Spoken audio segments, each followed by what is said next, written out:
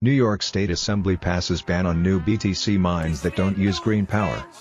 The New York State Assembly passed a bill late on Tuesday, April 26 that would place a 2-year ban on all new proof-of-work (POW) cryptocurrency mining facilities in the state that use a carbon-based fuel to power their operations.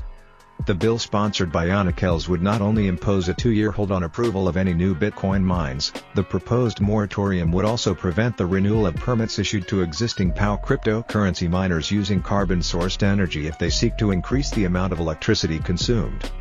Thrilled that my bill with Senate champion Kevin Parkerny K7389C/S6486D just passed in the Assembly as part of the #Earth Day package. Thank you to all of co-sponsors and advocates who helped get this bill to the floor for vote. pic.twitter.com/NHVN, Mofier. Anna Kells, at Anna Kells, April 27, 2022.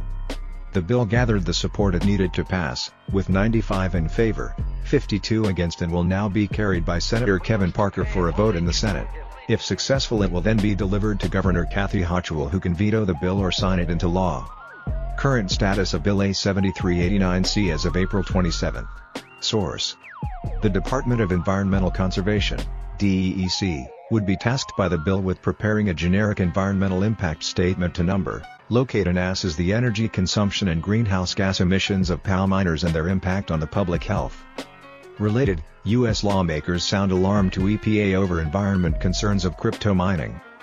Cryptocurrency industry advocacy group the Blockchain Association had previously called on pro-tech, pro-innovation, pro-crypto residents of New York to mount an opposition to the bill, which they claim resulted in thousands of messages to legislators.